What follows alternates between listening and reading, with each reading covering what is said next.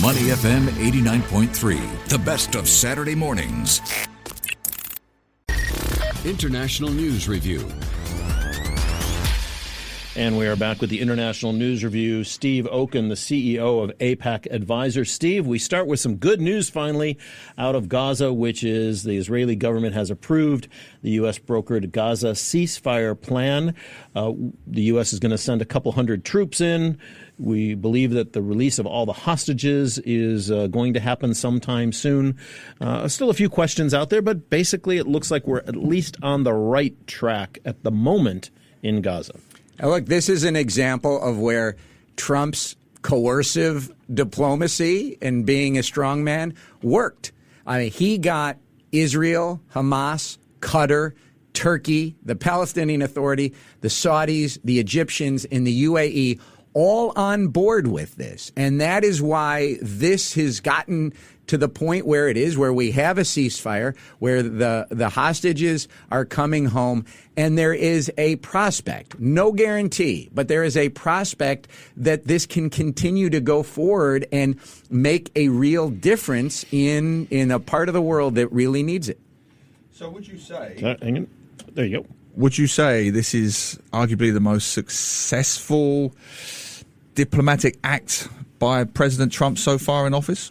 Well, we don't know. I mean, it is successful today, but the question is, what happens next? What is the post-war governance going to look like? What are the security guarantees going to look like? Will those in Gaza who are suffering so badly have the reconstruction that they need? And this is going to take Trump's personal attention for the rest of his term. To see that happens. Does he have the ability and willingness to see this through? Does he have the team to see this through?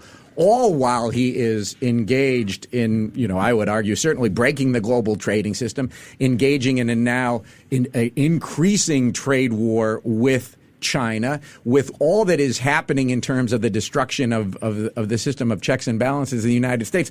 All that's going on is he personally has to stay involved here. So, Neil, we can't answer your question, but there is a pathway now to a two-state solution, different than one we've ever seen before.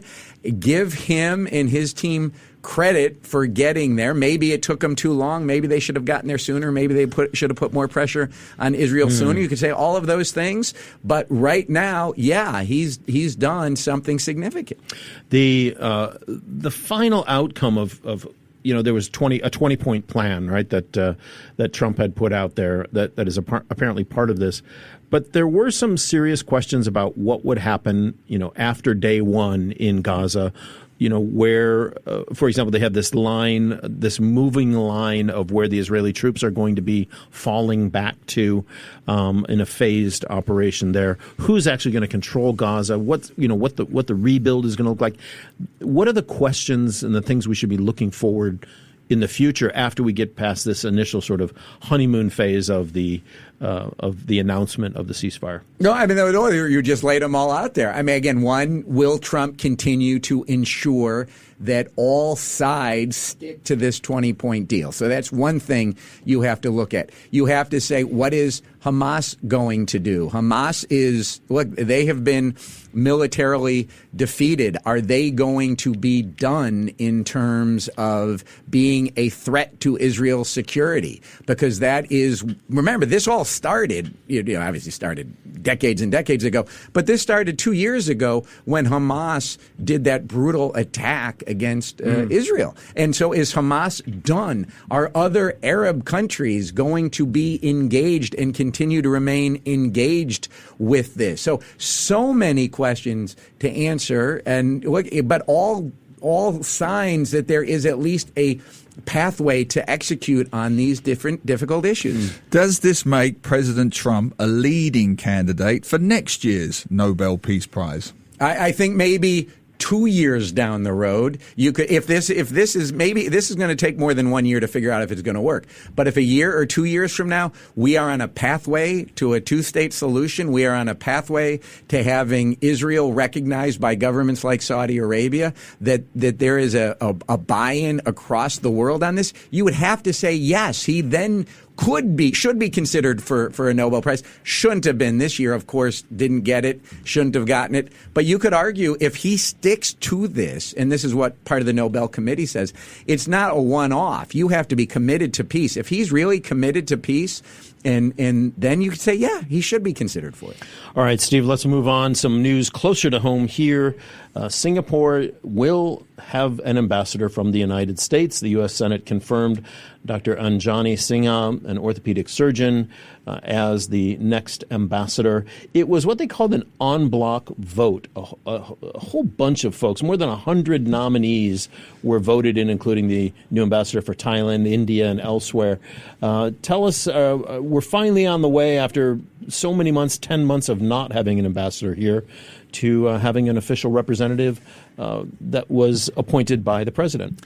And a political ambassador, as opposed to a career ambassador, is important in certain countries, and it is particularly important to Singapore right now. And it is important to have that personal representative of the president confirmed by the Senate here. Now, it doesn't mean he'll be successful. There's three things that you have to ask to determine whether or not he is going to be a good ambassador.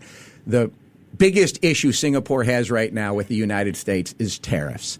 And it is not the reciprocal tariffs of 10%, because Singapore, relatively speaking, is doing very well. Everybody else in ASEAN is 19, 20% or even higher, and Singapore is only 10%. Now, Singapore should be zero because there's a U.S.-Singapore FTA that the United States is violating. But putting that aside, what Singapore is really, really, really worried about are these quote-unquote national security tariffs that the United States is starting to place on countries. And they have different categories or sectors that they're looking at for national security. And two in particular, pharmaceuticals and semiconductor and technology. If Singapore gets hit by those tariffs of 100% or more, that will be a major hit to the Singapore economy. It is extraordinarily focused on whether or not these tariffs are going to apply to Singapore, or will they get exemptions from them. If a political ambassador can engage on this one issue, if the political ambassador who will have access to the Singapore government and he listens to the counsel and guidance of the foreign service officers at the U.S. Embassy in Singapore, something the last political ambassador we had here did not do. So if he listens to his career staff, if he engages with the Singapore government, and then most importantly, he and he alone can go to the President of the United States because of his relationship with him and say, Singapore deserves exemptions and exceptions, and here is why.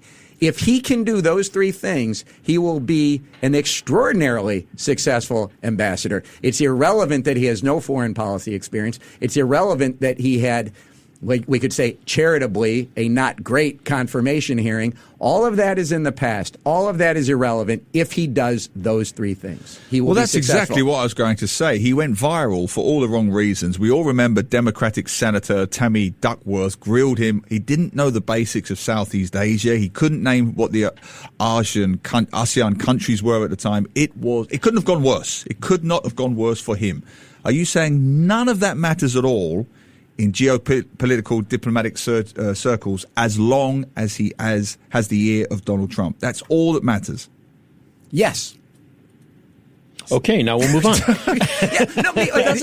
that make a slight mockery of career diplomats, ambassadors, high commissioners who work every hour, 7 days a week? They have a great team of staff around them. taxpayer funded. None of that matters as long as you've got a mobile phone number. I said it's three. It matters if he's making the right argument to Trump. So I mean, yes, it matters. If he's talking to Trump and he's not talking about the right things, not talking about important things, not giving him the right information because he's not relying on the career staff. No, then of course it's irrelevant. What matters is those three things: is he engaged on the issue? Is he listening to his career staff? And can he get the president to do what is in what I would argue the right interest of the United States, which is giving exemptions on pharmaceuticals to Singapore? If he can do those three things, that's all that matters. Look, you cannot compare any other high commissioner or ambassador here to the ambassador of the United States. The United States is far and away the most important country to Singapore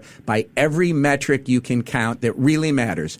One is global trade and two is national security. Singapore relies on the United States for both of those things. You don't need to work to be an ambassador here to convince the Singapore government of your importance. It is a given. And that makes this role different and more important than any other one, and in some ways easier. In some ways easier because you don't have to do all of that hard work that the other ambassadors and high commissioners here have to do. Yeah. All right. Let's move on.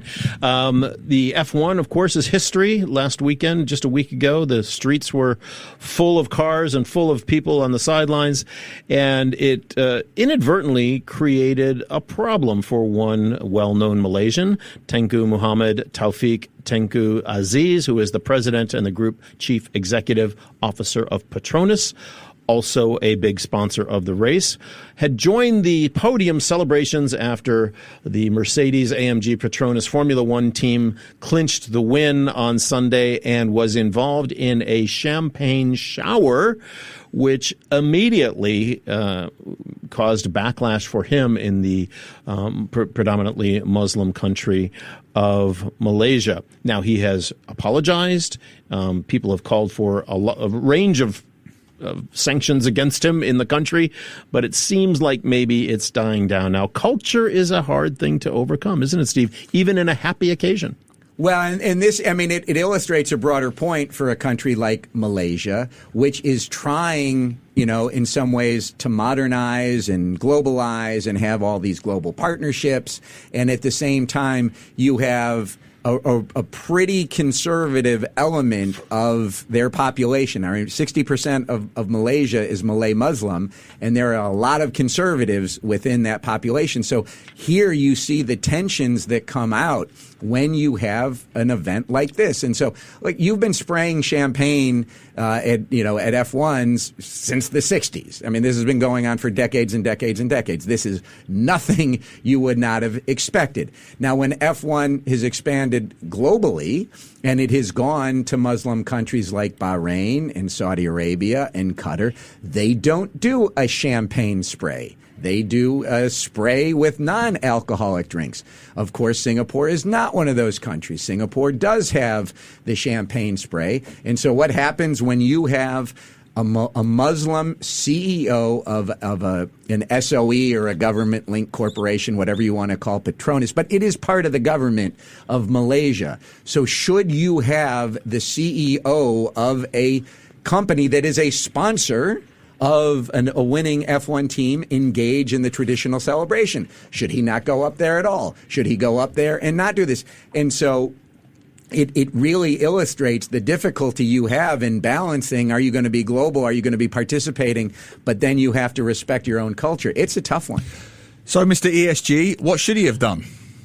I mean, you after you ask yourself the question, he should have either not gone on stage, he should have not partaken in the spray, knowing that he is representing the government in a way. I think if you are, and now he's saying he just got caught up on it. He says, look, I'm a Muslim. I didn't consume the alcohol, and so my exuberance on winning should have been misplaced. Of course, this team wins all the time, so it's not like you're unexpected that you're winning out of the pole position. I mean, I think you could have gotten it. So That's one of the issues. But there's a significant minority view, and there's a meme going around in Malaysia saying this is not a big deal. He didn't do anything wrong. And what do you want him to do? And I can't. I'll pronounce it hopefully correctly. That maybe they should have been using tea, and they have this meme of him pouring Teh Tarik instead of champagne. I'll put that on my LinkedIn if you want to see it. So he said his official statement was, "I acknowledge that my spontaneous spur of the moment exuberance in celebrating that moment of victory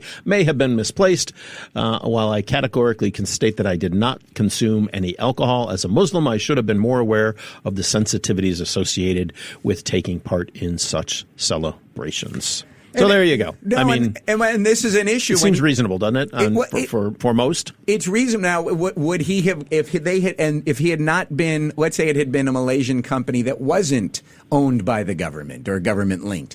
Would it have been okay? So where's the line that you draw? Can a Muslim spray champagne, but yes, he can, but not if he's working for a government-linked company. Or should they not be able to do that at all? And then what does that mean if should F1 not be allowing champagne? So you get real line-drawing questions on this where you're going to say we're going to have Petronas is a sponsor of F1. The team wins. Does that mean in a non-Muslim majority country like Singapore, you shouldn't be using champagne? So do you blame F1? Do you blame Petronas? Do you blame him? Do you blame the people in Malaysia saying, well, when you're outside of Malaysia, you take part in the ceremonies because that's what we do? You're going to get into more and more of these questions as we go forward. Is this just an element of the political opposition playing party politics? Because it happened to come in the same week when Malaysian Prime Minister Anwar Ibrahim had to apologise because there was alcohol served at a separate official government event, and he had to warn the Tourism, Arts and Culture Minister, Cheong King Sing, don't do this again. So it's timing, is it? It's two in the same week. No, I think it's a broader issue that you're dealing with in a globalized society. I mean, look, when I go, and Glenn goes to the U.S. National Day, the 4th of July party here, we drink more than one or two glasses of beer and bourbon and whatever. When I go to the Malaysian National Day celebration here in Singapore, no alcohol. Of course there's not going to be alcohol when you have a Malaysian celebration, Malaysian National Day in Singapore. That is their culture, and you completely and totally respect it. But where you start to mix things, now if you're going to go to if Malaysia wants to attract international, conferences, and they're going to say, you can come to Malaysia for an international conference, which the Malaysian government is bringing in through their tourism board. But you say, you can't have alcohol if the Malaysian tourism board is involved, then you're not going to have those international conferences. But there's a flip side to that. What if 50% of people from the West vape? Does that mean that a Singaporean conference has to allow vaping?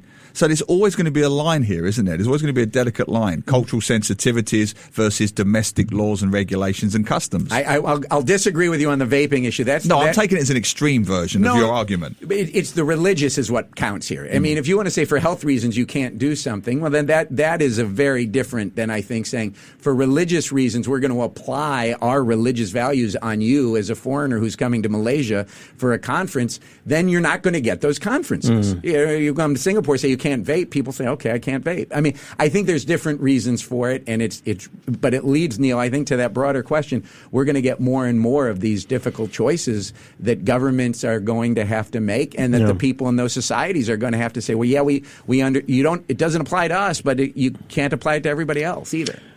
Just for historical accuracy, Sir Jackie Stewart was the first one to spray champagne on a Formula One podium after winning the 1969 French Grand Prix. And I believe he actually talked about that a year ago. At 1880. I was just going to say you name drop that because you know it. You know him, which is why, Glenn, you're name dropping Sir Jackie Stewart. And for cultural accuracy, he was Scottish. So what do you expect? There you go. And I got an autographed bottle of champagne from Sir Jackie Stewart 1 year ago. I'm very proud of it. Don't bring it to Malaysia. It will stay at home. I guarantee you that. Okay, let's move on. Our last story today. This is something that affects people around the world, which is trying to book awards seats on airlines. And over the years, airlines have consistently and increasingly made it harder for people to use their points to get seats on planes. Recently, Singapore Airlines was upgrading or revising its seating policy. This caught your attention, didn't it, Steve? Well, it does, because you're going to make me go back to my antitrust days. Right? An airline seat is a perishable asset.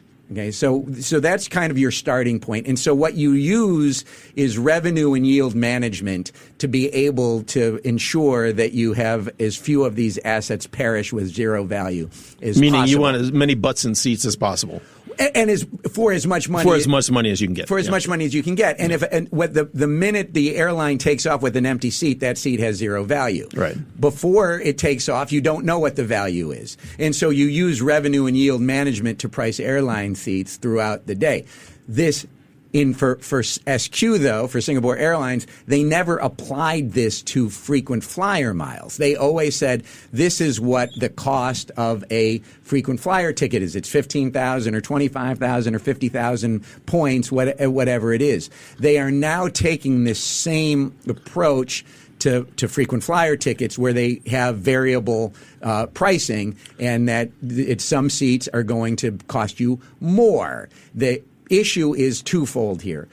Singapore Airlines says, we are not going to use this for the existing seats we have set aside for frequent flyer tickets.